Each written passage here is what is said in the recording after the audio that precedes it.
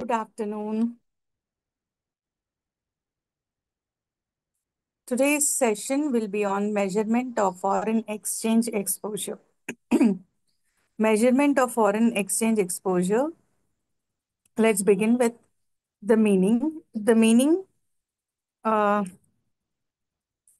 one second.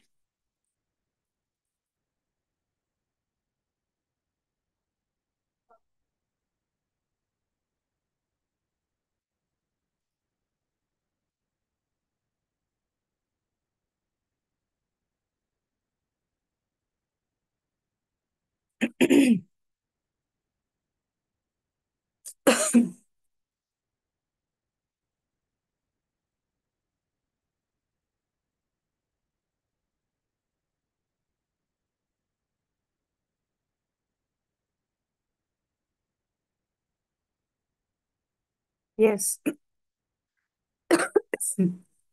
Foreign exchange exposure means unanticipated changes in the exchange rate currencies with which the firms will deal in international and global markets.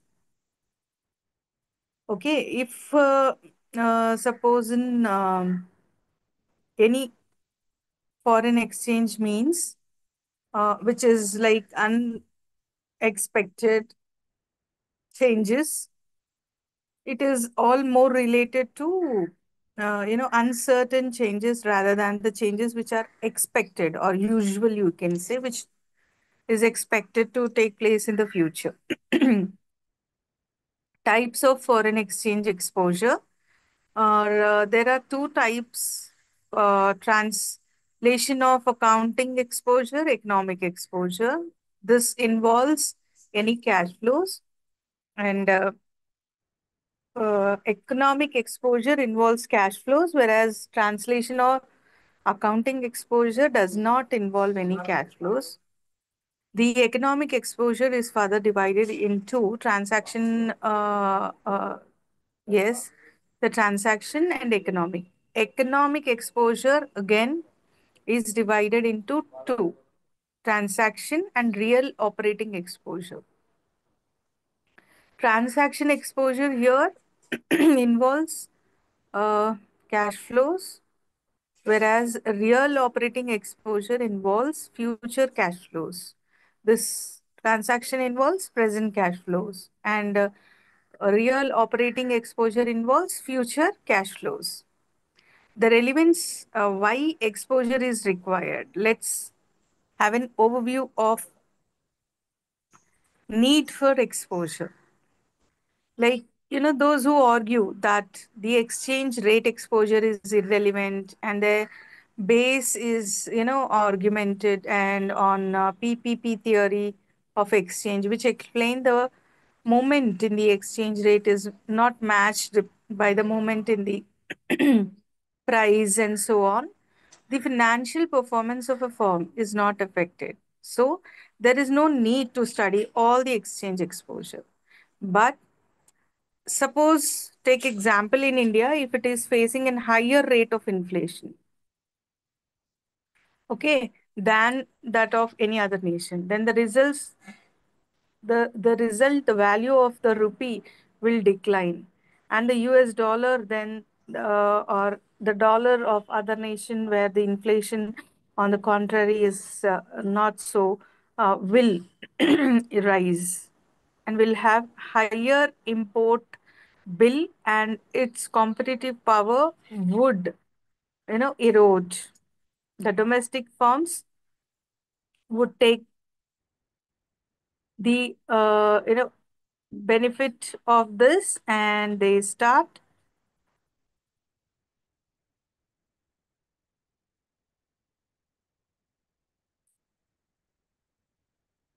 and there will be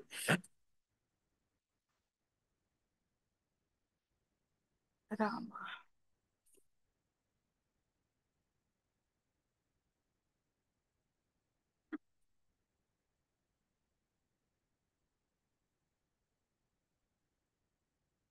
So when exchange rate have occurred because of high rate of inflation, the cost of domestic firms too will escalate.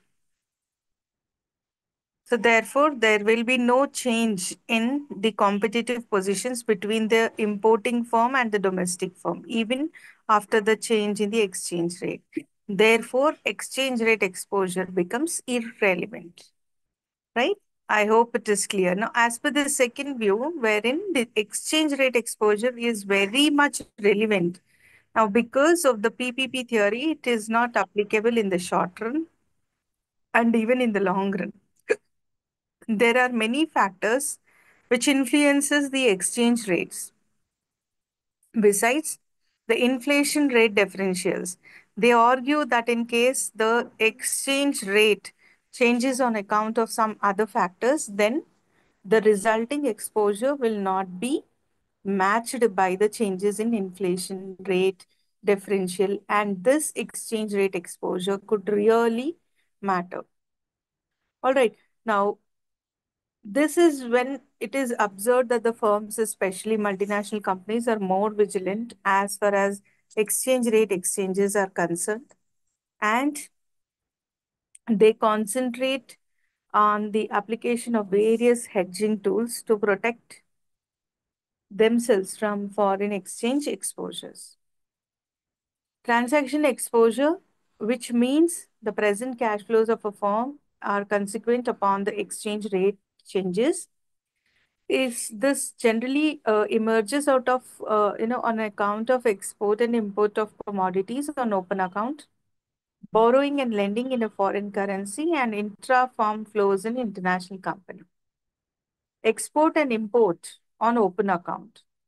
Transaction exposure may emerge due to foreign trade activities such as carrying out export transactions, import on an open account. Now, this transaction exposure is computed with the help of two equations. Gain or loss on transaction exposure, which results will be equal to a rupee worth of accounts receivable when actual settlement is made minus rupee worth of accounts receivable or payable when trade transaction is initiated. Now, the transaction exposure on account of trade is divided into three parts. That is, number one, quotation exposure, backlog exposure, and billing exposure.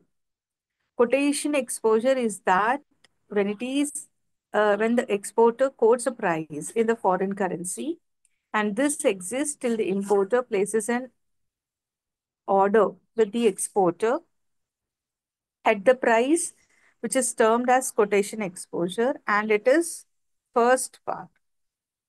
Backlog exposure. The second part is a backlog exposure, and it exists between the placement of order by the importer and the shipping and billing by the other.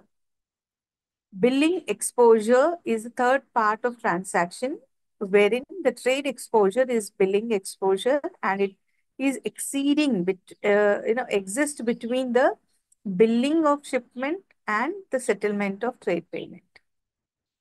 Borrowing and lending in a foreign company. Transaction exposure emerges when borrowing is done in a foreign currency. If the foreign currency appreciates, the burden of borrowing will be greater in terms of domestic currency. And if the foreign currency depreciates, the burden of borrowing will be lower. Similarly, the receipt of the lender in case of appreciation of the foreign currency will be larger in terms of the domestic currency. If in case the foreign currency depreciating, then there will be a loss to the lender and the domestic currency, because here the principal, the not just the principal, but also the amount of interest will be paid with the changes in the exchange rate. Okay. Next comes intra-firm flow in an international company.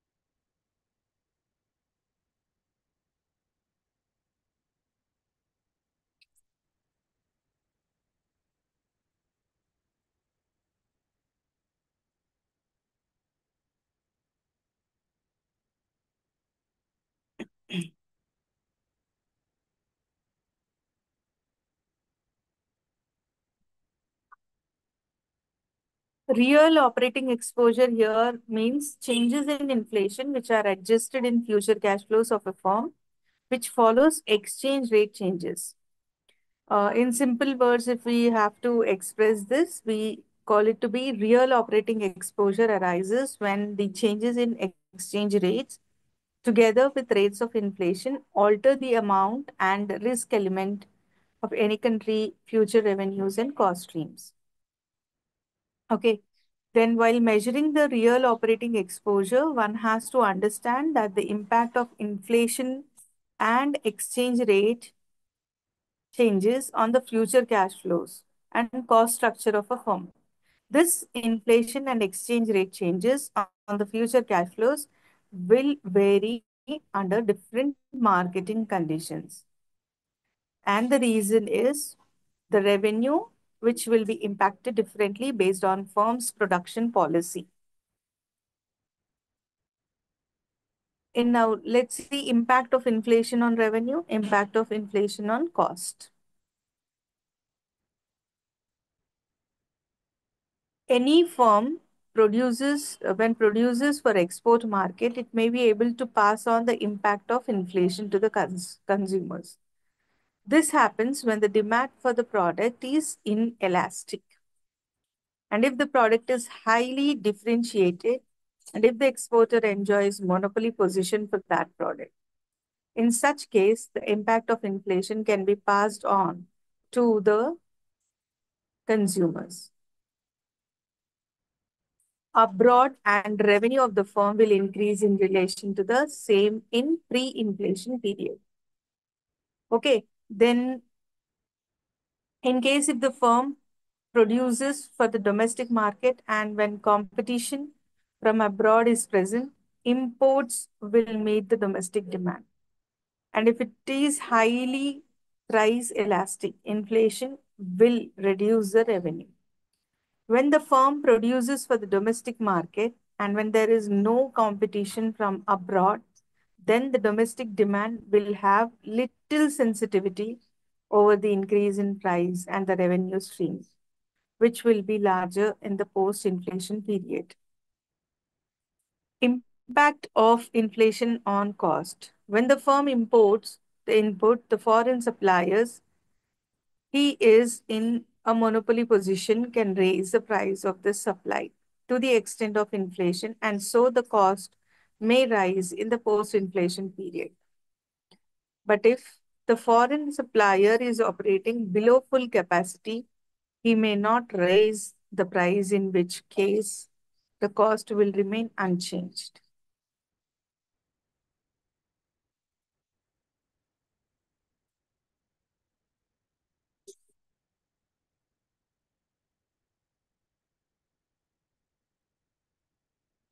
Impact of depreciation of currency expenses. When any product is meant for domestic market and import competition is present, sale in domestic market will certainly increase as exports become costlier because of the depreciation in the currency. Now, impact of depreciation of currency on cost stream. Depreciation of the currency will make imports costlier and the cost structure of the company firm importing inputs from abroad will definitely go up. The larger the share of importers in the total inputs of the firm, the higher will be the cost. However, if domestic substitutes are available, the cost structure may not be adversely affected as the firm will be able to get inputs from the local suppliers. Measuring the impact on cash flow or measuring real operating exposure. In terms of measuring, uh, it is assumed that we have two scenarios in case of currency depreciation. Okay, number one, foreign market and the demand for the product in foreign market is price inelastic, in which case the sale will not move up. Hence, Imported inputs will be costlier. The net cash inflows would turn negative. The other scenarios is that the sale expands both in the local market and in the foreign market, with substitutes for imported inputs are available in domestic market, and so the cost does not rise. Taking these two, if the cash flows are as follows. If it is given that the discount rate is 10%, you can see on the screen scenario 1 and scenario 2, where in scenario 1 it gives minus 12,731. And look at the scenario 2 where it is 17,941. Suppose if there is no change in the real exchange rate, the cash flow over the 3 years period would be 10,000. In this case, first case and the second case, estimating the real operating exposure, the you know, it is suggested that actual cash flows from the past periods would be converted into domestic currency on an average exchange rate during the corresponding year. In this regression analysis, if you look at the currencies are to be assessed, they can be included as additional independent variables. The regression coefficient will be different for different currencies.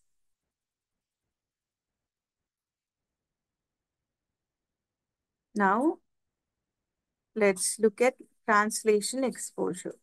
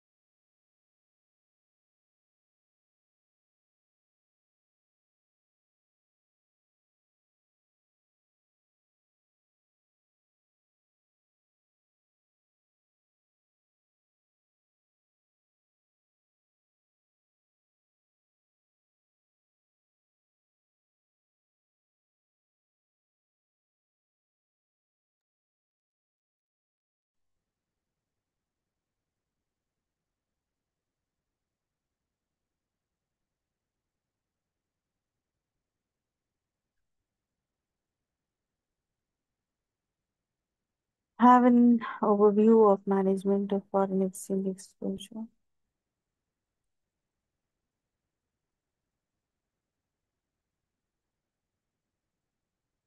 Yes.